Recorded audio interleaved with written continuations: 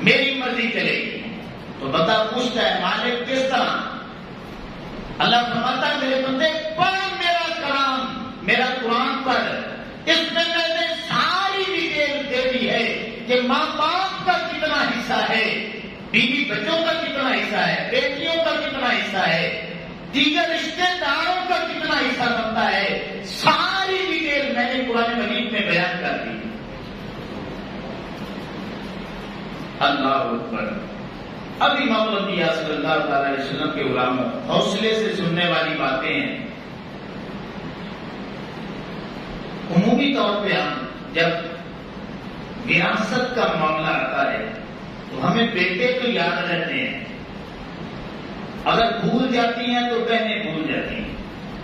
بیٹے تو یاد رہتے ہیں مگر بھول جاتی ہیں تو پھر بیٹیاں بھول جاتی ہیں.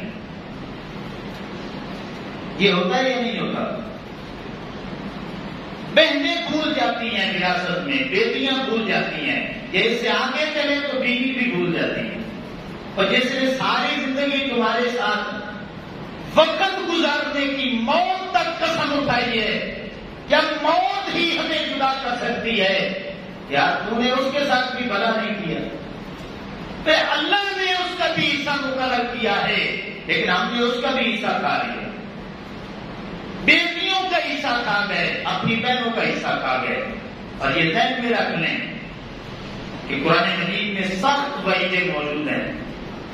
اب میں قرآن مجید اوپر سے دیکھ کے پڑھ کے آپ کو سنانا چاہتا ہوں. اللہ فرماتا ہے، یہ سورہ نساء ہے، آیت نمبر 6 سے صرف ترجمہ آپ سنیں. اللہ فرماتا ہے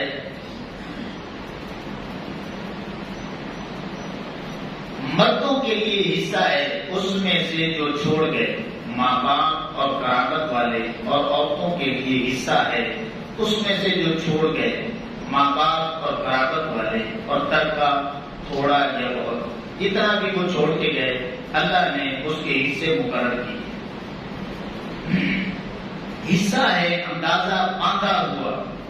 پھر بانٹتے وقت اگر رشتہ دار اور یتیم اور مسکین آ جائیں تو اس میں سے انہیں بھی کچھ دے دو، اور ان سے اچھی بات کہو اور ڈریں وہ لوگ کہ اگر اپنے بعد ناتمام اولاد چھوڑتے تو ان کا کیسا انہیں خطرہ ہوتا.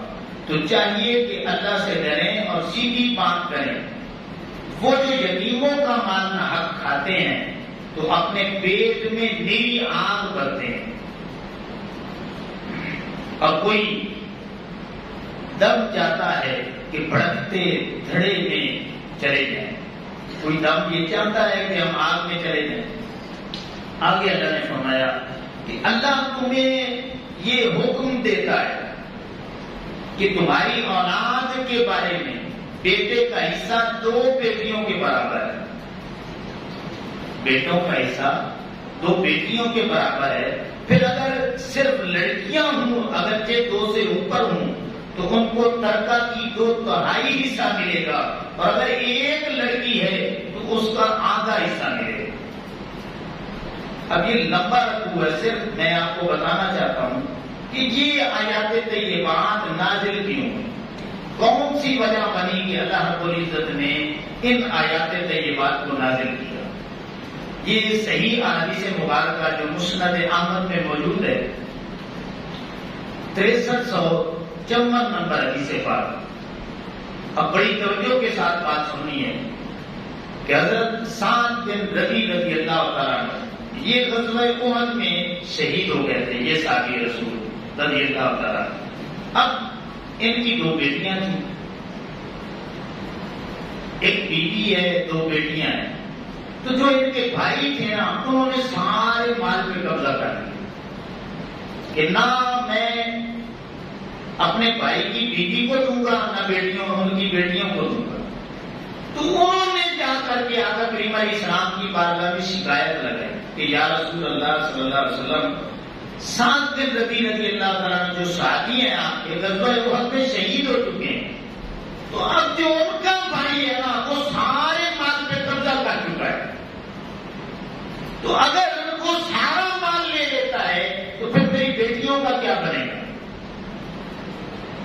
آقا کریم علیہ السلام نے فرمایا کہ آپ چلی جاؤ، میں اللہ کی وحی کا انتظار کرتا ہوں، مالک نے جو حصہ تیرا مقرر کیا ہے، تیری بچیوں کا مقرر کیا ہے، وہ جب جبریل علیہ السلام آیات طیبات لے کر کے آئیں گے تو پھر میں واضح کروں گا۔ اب یہ پورے کا پورا رکوع نازل ہونے کا سبب بھی بیٹیوں کا حصہ اللہ نے دلوانا تھا، ہم نے انہی بیٹیوں کا حصہ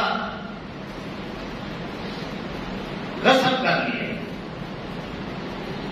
اب کیا ہوا کہ تھوڑی دیر کے بعد جبریل علیہ السلام اترتے ہیں، یہ رکوع لے کر کے آتے ہیں، تو آقا کریم علیہ السلام پھر حضرت سعد بن ربیع رضی اللہ تعالیٰ عنہ کے بھائی کو بھی بلاتے ہیں، فرماتے ہیں کہ یہ اللہ کا کلام ہے، اسے پڑھو۔ پڑھتے ہیں، فرماتے ہیں کہ تجھے پتا ہے کہ یہ تیری بھتیجیاں ہیں، ان کا بھی حصہ اللہ نے قرآن میں مقرر کیا ہے، تو ان کو حصہ کیوں نہیں دیتا؟ یا رسول اللہ صلی اللہ علیہ وسلم جتنا بنتا ہے آپ کہیں میں دے دیتا ہوں۔ تو آقا کریم علیہ السلام نے فرمایا، صحیح حدیث موجود ہے مسند احمد کی 6354 نمبر حدیث پاک ہے، آقا کریم علیہ السلام نے فرمایا بیٹیوں کو 2/3 حصہ دے دو اور اپنے بھائی کی بیوی کو 8واں حصہ دے دو، ہاں بقیہ جو مال ہے تو تم لے۔ تو قرآن مجید کا پورا رکوع نازل ہو رہا ہے بیٹیوں کے حق کے لیے۔ ہم نے بیٹوں کے حق میں تو ہم بڑے سیریس ہو جاتے ہیں، لیکن بیٹیوں کے حق میں کوئی بات کرنے کے لیے تیار نہیں، بہنوں کے حق کے لیے کوئی بولنے کے لیے تیار نہیں۔ اللہ اکبر۔ ایک حدیث بات میں آتا ہے، یہ بخاری میں مسلم میں موجود ہے، 3196 نمبر حدیث پاک ہے کہ آقا کریم علیہ السلام نے فرمایا، حضرت سعید بن زید رضی اللہ تعالیٰ عنہ راوی ہیں، یہ جنتی صحابی ہیں جن کو آقا کریم علیہ السلام نے جنت کی بشارت عطا کی تھی۔ حضرت سعید بن زید رضی اللہ تعالیٰ عنہ آپ فرماتے ہیں کہ آقا کریم علیہ السلام نے فرمایا، ان اخذ شیئا من الارض بغیر حق ہی خسف بہ یوم القیامت الہ صدر الدین، کہ میں نے یہ بات آقا کریم علیہ السلام سے سنی کہ بغیر حق کے اگر کوئی صرف ایک پالش ہے، ایک گیٹ کو کہتے ہیں، ایک کی پالش جو ہے نا جگہ بغیر حق کے اگر کوئی قبضہ کر لیتا ہے، تو آقا کریم علیہ السلام نے فرمایا کہ ساتوں زمینوں کا طوق بنا کے قیامت والے دن اللہ رب العزت کو اس بندے کے گلے میں ڈال دے، ساتوں زمینوں کا طوق بنا کے لعنت کا طوق اس بندے کے گالے میں ڈال دے، اور ساری دنیا کے سامنے وہ رسوا ہوگا، دنیا دیکھے گی کہ اس بندے نے صرف ایک گٹھ زمین کھائی ہے۔ اب کس کی کھائی ہے؟ کسی کی بھی کھائی ہے، وہ بیٹوں کا حصہ ہے یا بیٹیوں کا حصہ ہے یا بہنوں کا حصہ ہے یا ماں باپ کا حصہ ہے، کسی بھی مسلمان کا حصہ ہے، کھایا ہے، تو آقا کریم علیہ السلام نے فرمایا کہ لعنت کا طوق اس کے گلے میں ہوگا۔ اللہ اکبر۔ اب یہ مسلم شریف کی 360 نمبر حدیث پر حضرت ام المؤمنین عائشہ صدیقہ رضی اللہ تعالیٰ عنہ، دیگر اصحاب رسول رضی اللہ تعالیٰ عنہما کی راوی ہیں کہ آقا کریم علیہ السلام کی بارگاہ میں ایک صحابی آتے ہیں، وہ کہتے ہیں یا رسول اللہ صلی اللہ علیہ وسلم، میرا مال ایک شخص ہے وہ مجھ سے چھیننا چاہتا ہے۔ آقا کریم علیہ السلام نے فرمایا نہیں دینا۔ اس نے پھر پوچھا یا رسول اللہ صلی اللہ علیہ وسلم، وہ میرے ساتھ لڑائی کرنا چاہتا ہے۔ آقا علیہ السلام نے فرمایا تو بھی لڑائی کر۔ پھر اس نے پوچھا یا رسول اللہ صلی اللہ علیہ وسلم، اگر وہ مجھے لڑائی کے دوران قتل کر دے تو میرا کیا بنے گا؟ آقا علیہ السلام نے فرمایا تو شہید بنے گا۔ پھر پوچھا یا رسول اللہ صلی اللہ علیہ وسلم، اگر لڑائی کے دوران میں اسے مار دوں تو پھر آقا علیہ السلام نے فرمایا کہ وہ بندہ جہنم میں جائے گا۔ تو وراثت کے حوالے سے سن لیں کہ وارث کا حق بنتا ہے کہ وہ اٹھ کھڑا ہو، اسے لڑائی بھی کرنا پڑے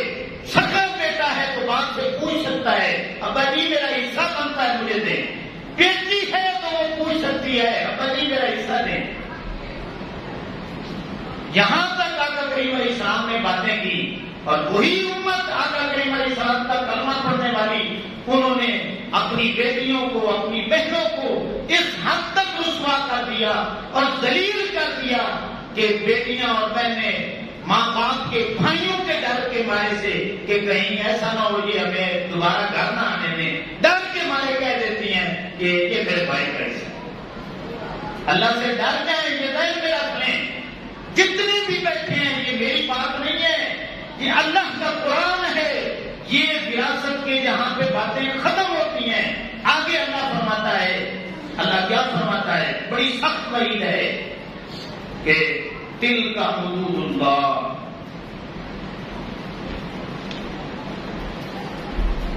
کہ یہ اللہ کی حدیں ہیں۔ وَمَن يُطِعِ اللَّهَ وَرَسُولَهُ يُدْخِلْهُ جَنَّاتٍ تَجْرِي مِن تَحْتِهَا الْأَنْهَارُ خَالِدِينَ فِيهَا وَذَلِكَ الْفَوْزُ الْعَظِيمُ، کہ جو حکم مانے گا اللہ کا اور اس کے رسول صلی اللہ علیہ وسلم کا تو پھر اللہ اسے جنت میں داخل کرے گا جس کے نیچے نہریں جاری ہیں، وہ اس جنت میں ہمیشہ رہے گا، اور یہی بہت بڑی کامیابی ہے۔ وَمَن يَعْصِ اللَّهَ وَرَسُولَهُ وَيَتَعَدَّ حُدُودَهُ يُدْخِلْهُ نَارًا خَالِدًا فِيهَا وَلَهُ عَذَابٌ مُهِينٌ، اور جو اللہ اور اس کے رسول کی نافرمانی کرے گا، کیا مطلب کہ مال تو اللہ کا ہے، اللہ کا مال اقرار کیا ہے اس نے، اور پھر اپنی مرضی داخل کر رہا ہے کہ بچوں کو حصہ دے رہا ہے، بیٹیوں کو نہیں دے رہا۔ اللہ فرماتا ہے میرے بندے اب تو میری مرضی چلنی نہیں ہے، اگر اب تو مرضی چلائے گا تو پھر سن لے، جو میری اور میرے رسول کی نافرمانی کرے گا تو گویا اس نے میری حدوں کو کراس کر دیا۔ آگے اللہ فرماتا ہے یدخلہ نارا خالدا، میں اسے بھڑکتی ہوئی آگ میں داخل کروں گا جس میں وہ ہمیشہ رہے گا، اور اس سے بڑا عذاب کیا ہو سکتا۔ تو بیٹیوں کا حصہ کھانے والے، اپنی بہنوں کا حصہ کھانے والے، وہ خود سوچیں کہ اگر قیامت والے دن آپ کی بہنیں اور بیٹیاں کھڑی ہو گئیں، یا مالک ہم نے ڈر سے دیا تھا، اندر دل نہیں کرتا تھا، بس بھائیوں کا ڈر تھا، ماں باپ کا ڈر تھا، تو پھر آپ کو جنت کون جانے دے گا؟ ایمان کے ساتھ فیصلہ کریں۔ اور کچھ لوگ پھر کیا کہتے ہیں کہ انہوں نے خوشی نہیں دے دی۔ اچھا ناراض نہ ہونا، کبھی بھائیوں نے بھی خوشی میں اپنی بہنوں کو اپنا حصہ دے دیا ہے۔ آج تک تو آپ نے سنا ہوگا کہیں کوئی مثال ہو زندگی میں کہ بھائی بڑے خوش ہوں اور سارا حصہ اپنی بہن کو دے دیں۔ یہ قربانی بہنیں کیوں دیتی ہیں؟ یہ قربانی بیٹیاں کیوں دیتی ہیں؟ آپ کیوں نہیں دیتے؟